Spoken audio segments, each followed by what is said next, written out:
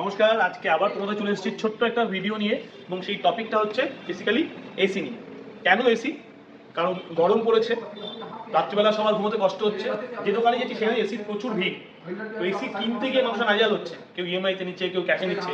সব থেকে যেটা বড় জিনিস আমরা দেখতে পাচ্ছি মার্কেটে যেটা ছড়াচ্ছে, যে কোনো জায়গাতে যখন এসি কিনতে যাচ্ছি আমরা, তো তাদের কাছে একটা কথা শুনতে পাচ্ছি যে স্যার এসির সাথে এক্সটেন্ড ওয়ারেন্টি বা এএনসি করুন। তো এই এক্সটেন্ড ওয়ারেন্টি বা এএনসিটা কি, সেটা আজকে আমি তোমাদের সাথে ব্রিফ করব।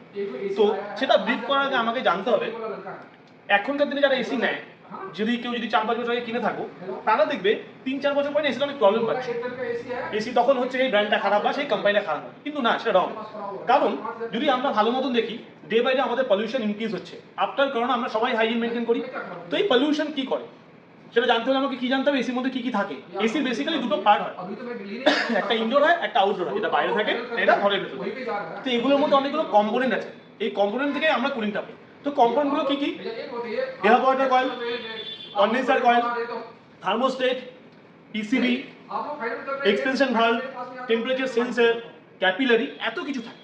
এবার ভালো মতন দেখো, ডে বাই ডে এত পলিউশন, বাইরে এত, ঘরে এত, তো এসি তো তোমাকে ঠান্ডা করছে, কিন্তু একটা সময় ঠান্ডা কমে গেল, লিক করছে, গ্যাস বেরিয়ে যাচ্ছে, এটা কি করে হয়? এই পলিউশন গুলো তোমার ওই জিনিসগুলোকে, condenser, cooling coil, PCB, thermostat, যত রকম কম্পোনেন্ট বললাম, এগুলোকে আস্তে আস্তে ডাস্ট জমে এগুলোকে নষ্ট করে দেয়, যেখান থেকে লিক হয়।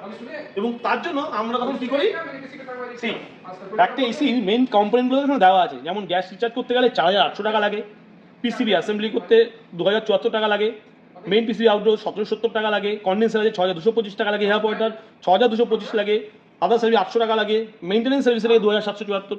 তো আরো অনেক কিছু সার্ভিস চাই যেটা আমরা এসির সাথে আমাদের দিতে হবে। তো তুমি অজান্তেই কিন্তু একটা এসির পিছনে 4-5 বছর পর অনেক টাকা ইনভেস্ট করছো।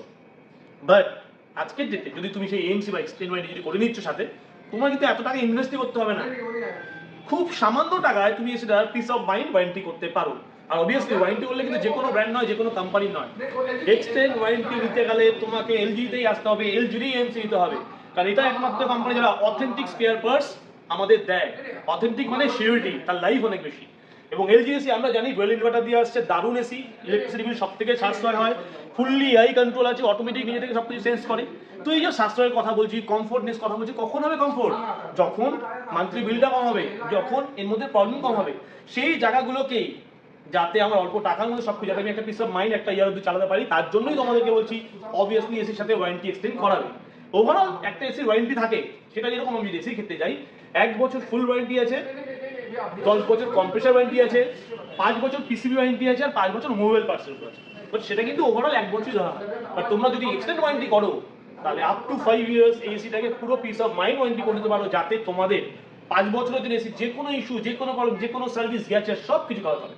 তো তার জন্য তোমাদের জন্য বলা, যারা এসি কিনছো প্লিজ এক্সটেন্ড ওয়ারেন্টির সাথে কেন খুব দরকার। ডিভাইডে পলিউশন বাড়ছে, এসি ড্যামেজ হচ্ছে, যাতে সেটা না হয়, তোমার যাতে ইনভেস্ট বেশি না করতে হয়, তার জন্য আমরা বলছি এসিতে এলসি নাও। অবভিয়াসলি এলসিতে গেলে এলসি নাও। চলো, থ্যাংক ইউ, টাটা।